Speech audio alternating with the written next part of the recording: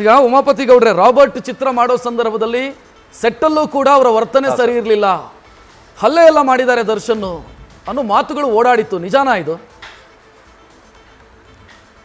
ಹಾಂ ಸರ್, ನಡೆದಿತ್ತು. ಬಟ್ ಅದ್ರ ಬಗ್ಗೆ ನಾವು ಅವಾಗಲೇ ಕೂತ್ಕೊಂಡು ಮಾತಾಡಿ ಚರ್ಚೆ ಮಾಡೋದನ್ನು ಸಂಧಾನ ಮಾಡ್ಕೊಳ್ಳೋಂಥ ಕಾರ್ಯ ಮಾಡಿದ್ವಿ ಸರ್. ಅವಾಗ ನೀವು ಆಗಲೇ ಒಂದು ವಿಚಾರ ಹೇಳಿದ್ರಿ ಉಮಾಪತಿ ಅವರೇ, ಅವ್ರ ಹತ್ರ ಲೈಸೆನ್ಸ್ಡ್ ವೆಪನ್ ಇದೆ ಅಥವಾ ಲೈಸೆನ್ಸ್ಡ್ ಗನ್ ಇದೆ, ಪ್ರದೂಷ್ ಜೊತೆನೂ ಇದೆ ಮತ್ತು ವಿನಾಯಿತಿಯನ್ನು ಕೂಡ ಕೊಡಲಾಗಿತ್ತು ಅಂತ. ಆಗ ಒಂದು ಇಂಟರ್ವ್ಯೂ ಅಲ್ಲಿ ನೋಡಿದೆ ನಾನು, ಉಮಾಪತಿ ಗೌಡರು ಹೇಳ್ತಾರೆ ನಿಮ್ಮ ಮುಂದೆನೂ ಕೂಡ ಗನ್ ಇಟ್ಟಿದ್ರು, ನಿಮ್ಮ ಮುಂದೆನೂ ಕೂಡ ವೆಪನ್ ಇಟ್ಟಿದ್ರು.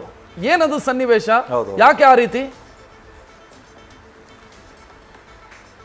ಸರ್, ಅದು ನಮ್ಮದು ಮೈಸೂರದೊಂದು ಗಲಾಟೆ ಆಯ್ತಲ್ಲ ಸರ್, CCB ಇದರಲ್ಲಿ ಎನ್ಕ್ವೈರಿ ಮುಗಿಸಿ ನನಗೆ ಅಲ್ಲಿಗೆ ಬರೋಕೆ ಹೇಳ್ತಾರೆ. ಬಂದು ಕೂತ್ಕೊಂಡಾಗ ಎಲ್ಲರೂ ಇರ್ತಾರೆ ಸರ್. ಕೂತಾಗ ಇವರು ಟಕ್ ಅಂತ ತೆಗೆದು ಹೊರಗಡೆ ಇಡ್ತಾರೆ. ನಾನು ಹೇಳ್ತೀನಿ ನಂದು ಬ್ಯಾಗಲ್ಲಿ ಇಟ್ಟಿದ್ದೀನಿ ಸರ್, ನಿಮ್ಮ ಥರ ಕ್ಯಾರಿ ಮಾಡಲ್ಲ, ಅವಶ್ಯಕತೆ ಬಂದಾಗ ನಮಗೂ ಅಷ್ಟೇ ನಿಮ್ಗೆ ಹೆಂಗೆ ಬಳಸಿ ಅಂತ ಕೊಟ್ಟಿದ್ದಾರೆ, ನನಗೂ ಹಂಗೆ ಬಳಸಿ ಅಂತ ಕೊಟ್ಟಿದ್ದಾರೆ ಸರ್.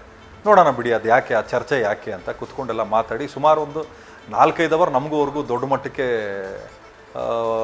ವಾಗ್ವಾದಗಳು ನಡೀತವೆ ಸರ್. ಆಮೇಲೆ ನಾನು ಹೇಳ್ತೀನಿ ಇವೆಲ್ಲ ಬೇಡ ಸರ್, ಎಲ್ಲ ನೋಡಿಕೊಂಡೆ ನಾವು ಬಂದಿರೋದು.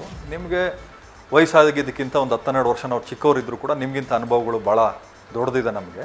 ಇರಲಿ ಬಿಡಿ, ಇವೆಲ್ಲ ತೆಗೆದು ಒಳಗಡೆ ಇಡಿ, ನಿಮ್ಗೆ ಹೆಂಗೆ ಕೊಟ್ಟಿದ್ದಾರೆ ನಮಗೂ ಹಂಗೆ ಕೊಟ್ಟಿದ್ದಾರೆ ಅಂತಲೇ ಹೇಳಿ ನಮಗೆ ಸಮಾಧಾನ ಮಾಡಿದ್ವಿ ಸರ್.